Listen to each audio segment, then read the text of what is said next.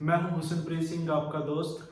आज हम बात करेंगे स्टीवन कॉवी की book 7 habits of highly effective peoples. ये बुक हमें बताती है कि किस तरह से हम अपने आप को इफेक्टिव बना सकते हैं, किस तरह से हम अपने आप को अट्रैक्टिव बना सकते हैं। यहाँ पे हम पर्सनैलिटी डेवलपमेंट की बात नहीं करेंगे, यहाँ पे हम बात करेंगे कैरेक्टर डेवलपमेंट की। क्योंकि पर्सनैलिटी डेवलपमेंट तो हम कहीं से भी सीख सकते हैं। आपको यूट्यूब पे बहुत सारी वीडियोस मिल जाएंगी जहाँ पे पर्सनैलिटी डेवलपमेंट के बारे में आपको सिखाया जाता है। लेकिन पर्सनैलिटी डेवलपमेंट से होता क्या है, हम कुछ देर के लिए तो अट्रैक्टिव बन जाते हैं, लेकिन थोड़ी देर के बाद आपके सर्कल को आपका पता चलने लग जाता है कि नहीं, ये किसी ना किसी मोटो से जो अपने मतलब के लिए ऐसे शो ऑफ कर रहा है। तो अगर सक्सेसफुल होना है और परमानेंटली एक अच्छी पर्सनैलिटी, अच्छी एक इफेक्टिव पर्सनैलिटी बनानी है, तो उसके लिए आपको अपने करेक्टर पे काम करना पड़ेगा। तो क्या आप रेडी हो अपने आप को एक हाईली इफेक्टिव पर्सन बनाने के लिए? अगर आप अपने आप को एक ऐसी पर्सनैलिटी, एक ऐसा पर्सन बनाना चाहते हो कि लोग आपसे मिलना चाहें, लोग आपके साथ काम करना चाहें, आपको पसंद करें, आपकी संगत में उनको अच्छा फील हो, आपको फॉलो करें, आपको अपना मेंटोर बनाए, आपको अपना आइडल बनाए, तो आपको एक हाईली इफेक्टिव पर्सन बनना पड़ेगा। तो हाईली इफेक्टिव पर्सन बनने के लिए करना क्या है, आपको शुरुआत करनी पड़ेगी आपके अपने अंदर से। जी हाँ, आपको अपने अंदर से शुरुआत करनी पड़ेगी। तो क्या आज आप रेडी हो अपने आप को चेंज करने के लिए? तो उसके लिए 7 हैबिट्स, जो सबसे पहली हैबिट है वो है कि आप अपने आप को प्रोएक्टिव बनाएं। प्रोएक्टिव का मतलब है कि जैसे हमारे साथ अच्छा बुरा हमेशा होता रहता है, हमारे साथ अच्छा होना बुरा होना ये कभी भी हमारे हाथ में नहीं है, लेकिन ये हमारे हाथ में है कि हमारा मूड उस पर कैसे रिफ्लेक्ट कर रहा है, हमारे पे वो कैसे इफेक्ट डाल रहा है। कभी भी आपके सिचुएशन चाहे जो भी हो, कभी भी आप उस पर रिएक्ट मत करें। मान लो एक एग्जांपल के तौर पे हम देखते हैं, आप मान लो नेटवर्क मार्केटिंग बिजनेस में हो, कोई आपको नेगेटिव बोल रहा है नहीं आप गलत हो, ये काम अच्छा नहीं, आप में कमियां निकाल रहा है। तो एक बात आप हमेशा याद रखिएगा कि अगर कोई आप में कमियां निकाल रहा है, आपको नेगेटिव बोल रहा है, तो कहीं ना कहीं ये उसकी सोच है, उसका दुनिया को देखने का नजरिया है। वो अपनी नेगेटिविटी आपको बता रहा है। आप में कोई कमी नहीं है, आप हमेशा परफेक्ट हो, उसका सामने वाले पर्सन का नजरिया है। तो कभी भी अगर कोई पर्सन आप में कमियां निकाले, जो आपको नेगेटिव बोले, कभी भी उसको रिएक्ट मत कीजिए, अपना मूड मत चेंज करिए, हमेशा प्रोएक्टिव बनिए। इन शॉर्ट, प्रोएक्टिव होने का मतलब ये है कि कभी भी सिचुएशन आपको अफेक्ट ना करे। सिचुएशन चाहे जैसी भी हो, मौसम जैसा भी हो, हालात जैसे भी हो, अमीरी हो गरीबी हो, आप कभी भी अपना आपको अफेक्ट ना करें सिचुएशन के हिसाब से। Habit two begin with the end in mind. चलिए एक चीज बताइए, आपकी लाइफ में सबसे ज्यादा जरूरी चीज क्या है? आपकी वैल्यूज, आपके प्रिंसिपल्स, एंड से लेके शुरुआत तक। आप कोई भी कभी भी कोई भी काम कर रहे हो तो आप हमेशा उसका एंड जरूर देख के चलें। आप अपनी वैल्यूज को जरूर देख के चलें, आप अपने प्रिंसिपल्स को जरूर देख के चलें, आप उसका मोटो जरूर देख के चलें। होता क्या है, हम उस काम में इतना ज्यादा खो जाते हैं, हमें यही नहीं याद रहता कि हमने वो काम शुरू किस चीज के लिए किया था। फॉर एग्जाम्पल, आपकी एक अच्छी फैमिली है, आपके बच्चे हैं, आप अपने बच्चों के फ्यूचर को लेके इतना ज्यादा व्यस्त हो, इतनी ज्यादा टेंशन में, काम में अपने आप को बिजी कर लिया कि आप अपनी फैमिली के साथ, बच्चों के साथ टाइम ही नहीं स्पेंड कर पा रहे। अगर फैमिली के साथ टाइम ही नहीं स्पेंड कर पा रहे, उनके साथ अपनी खुशियां नहीं शेयर कर पा रहे, टाइम नहीं एंजॉय कर पा रहे, तो फिर क्या फायदा उस काम का?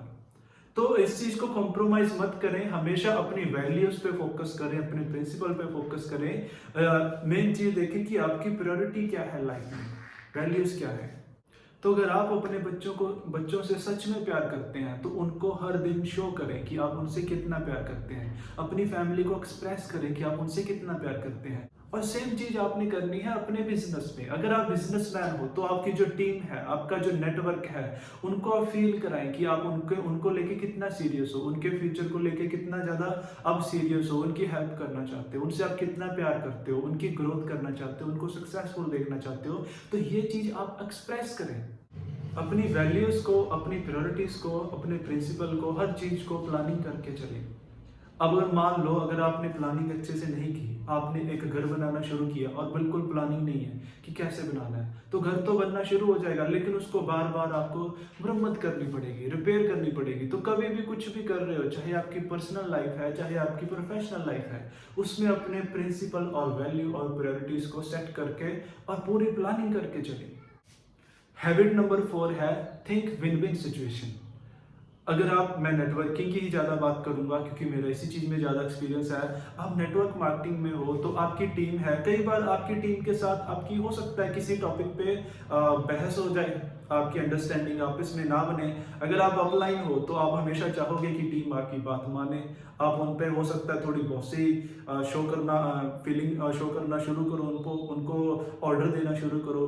कभी भी आपने बॉस नहीं बनना है, एक अच्छा लीडर बनना है। एक अच्छे लीडर की क्वालिटी होती है कि वो हमेशा विन विन सिचुएशन के बारे में सोचता है। विन विन सिचुएशन मतलब कि कुछ ऐसा आप सोचें जिससे आप जो चाहते हो वो भी हो जाए और आपका जो डाउनलाइन है, आपका जो फ्रेंड है, आपका जो एसोसिएट है, उसको भी बुरा ना फील हो। अगर आप सिर्फ अपना ऑर्डर उस पर थोप रहे हो तो हो सकता है वो आपकी बात मान ले, लेकिन दिल से कहीं ना कहीं वो आपसे अटैच नहीं होगा।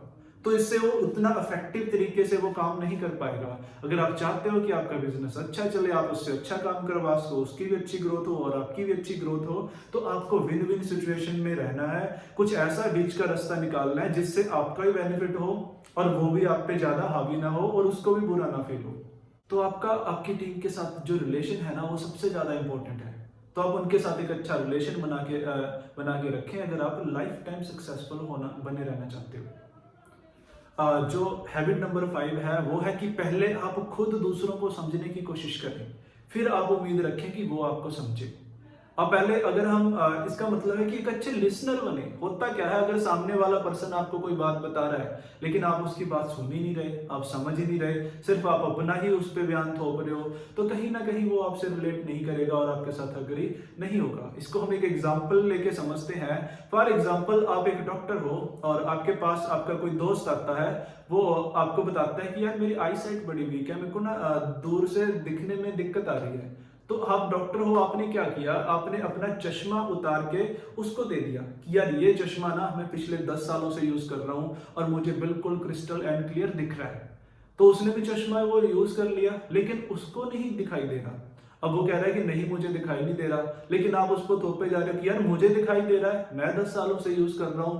आप एक बार करो, आप वो आपका फ्रेंड आपको फिर बोल रहा है कि नहीं मुझे नहीं फर्क पड़ रहा, मुझे अब और ज्यादा इससे प्रॉब्लम हो रही है। तो आप उसको बोल रहे हो कि नहीं यार तू नेगेटिव है, तू समझ नहीं रहा, मैं बता रहा हूं ना, मैं 10 सालों का मेरा एक्सपीरियंस है, मैं 10 सालों से यूज कर रहा हूं। तो कहीं ना कहीं आपका चश्मा आपके लिए ठीक है लेकिन उसके लिए ठीक नहीं है। आपकी गलती क्या थी, आपने उसकी प्रॉब्लम को दिल से समझा ही नहीं। आप जल्दबाजी में, उसने बोला कि ये प्रॉब्लम, आपने जल्दबाजी में एक उसको सोल्यूशन बता दिया। तो ऐसा कभी भी मत करें। एक अच्छे लिसनर बने, पहले समझने की कोशिश करें कि आपकी मान लो टीम है, आपके दोस्त हैं, चाहे आपकी फैमिली है, ये सिर्फ बिजनेस में नहीं आपकी पर्सनल लाइफ में भी इंप्लीमेंट होता है। तो आप हमेशा समझने की कोशिश करें कि सामने वाले पर्सन की एक्चुअल प्रॉब्लम है क्या, उसे चाहिए क्या, उसके बाद फिर आप उसको सोल्यूशन बताएं अगर आप बताना चाहते हो। तो अगर आप दिल से किसी की हेल्प करना चाहते हो, जेन्युइनली उनकी एक्चुअल में हेल्प करना चाहते हो, तो पहले उनको अच्छे से समझने की कोशिश करें कि वो चाहते क्या है। सेम बिजनेस में होता है। आपके पास कोई पर्सन आया, आपका फ्रेंड आया, वो बोल रहा है कि यार मुझे काम चाहिए, मेरी अभी लॉकडाउन की वजह से जॉब चली गई, और आप उसको बता रहे हो अपना ही मेरे साथ कर ले, मेरे पास ये है वो है। पहले आप उसको समझने की तो कोशिश करें, उसको किस तरीके का काम चाहिए, उसको क्या लाइफ में प्रॉब्लम्स है। अब जब उसको अच्छे तरीके से समझ लोगे ना, उसको एक्चुअल में चाहिए क्या, क्या चीज उसको अट्रैक्ट करती है। हो सकता है उसको घूमने फिरने का शौक हो सकता है उसको अच्छी अर्निंग लेनी है, अच्छा पैसा चाहिए, हो सकता है उसको लग्जरी गाड़ियों का शौक हो सकता है उसको समाज सेवा में इंटरेस्ट हो सकता है उसको नेटवर्किंग पसंद ही नहीं है ना। तो अगर आप उसको अच्छे तरीके से समझोगे ना, फिर आप उसको अच्छे तरीके से प्लान भी दे पाओगे, अच्छे तरीके से आप उसको गाइड कर पाओगे। सिक्स्थ हैबिट है सिनर्जी। कहते हैं ना, the whole is greater than sum of its part. कभी भी अगर आप एक अच्छे बिजनेसमैन बनना चाहते हो, अच्छे टीम लीडर, अच्छे एक एंटरप्रेन्योर बनना चाहते हो, तो आपको सिनर्जाइज होना बहुत जरूरी है। आपकी जो टीम है, चाहे आपकी सेम फैमिली है, फैमिली के साथ भी अगर आप अच्छे रिलेशन बनाना चाहते हो तो आपको सिनर्जाइज होना बहुत जरूरी है। सिनर्जाइज का मतलब है कि उनके साथ आप अंडरस्टैंडिंग बनाएं, आप उनको समझने की कोशिश करें, उनकी फीलिंग, उनका पॉइंट ऑफ व्यू भी देखें। फॉर एग्जाम्पल, एक होता है ना, आपने एक इमेज देखी होगी, एक 6 लिखा होता है, 6 के एक साइड पे पर्सन खड़ा होता है कि दूसरी साइड पे। तो एक पर्सन के लिए तो वो 6 है और दूसरे के लिए वो 9 है। तो एक कह रहा है कि मैं ये 6 लिखा है, दूसरा कह रहा है ये 9 लिखा है। तो इस सिचुएशन में है क्या, दोनों अपनी जगह पे सही है। अगर वो दोनों एक दूसरे को ब्लेम कर रहे हैं, इसका मतलब क्या है, उनमें सिनर्जी की कमी है। तो आप सिनर्जाइज करें, आप समझने की कोशिश करें, आप सामने वाले का प्रोस्पेक्ट, उसका जो व्यू है उसको समझने की कोशिश करें। इसका सबसे बेटर तरीका है कि आप अपने आप को उसकी जगह पे रख के सोचें कि वो कैसा सोच रहा है। कहते हैं ना, हर सिक्के के दो पहलू होते हैं। अगर मैं आपको एक कॉइन दिखाऊं तो हो सकता है आपको हेड दिखे और मुझे टेल, और इसमें आप बोलोगे हेड दिख रहा है, मैं बोल रहा हूँ टेल दिख रहा है, लेकिन दोनों ही हम सही हैं। तो यहाँ पे अगर हम बहस कर रहे हैं वो हमारी गलती है, हमारी बेवकूफी है। तो इस समझदारी क्या है, आप सिनर्जी लेके आए, यहाँ पे अंडरस्टैंड करें, उसके डिस्कस करें, कभी भी बहस में मत पड़े। 7th हैबिट है sharpen the saw. Sharpen the saw मतलब आपका जो सबसे बड़ा एसेट है ना, आप उसको शार्प करें। और आपका सबसे बड़ा एसेट क्या है? आपका सबसे बड़ा एसेट है आप खुद। आप खुद आपके सबसे बड़े एसेट हो, तो आप हमेशा अपने आप को शार्प करते रहें, हमेशा कुछ ना कुछ नया सीखते रहे।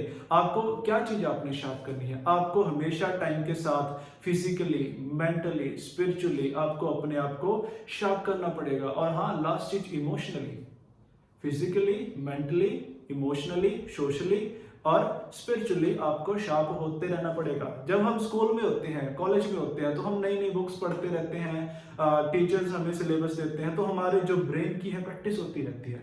लेकिन जैसे ही हमारी स्कूल या कॉलेज लाइफ ओवर होती है, तो हम अपनी रीडिंग की हैबिट बंद कर देते हैं, हमें वो चीज़ें अच्छी नहीं लगती। लेकिन पढ़ना भी बहुत जरूरी है, सीखते रहना बहुत जरूरी है। अगर सबसे पहले हम बात करें फिजिकली शार्प होने की, तो हमेशा कोशिश करें आप कोई एक्सरसाइज करें।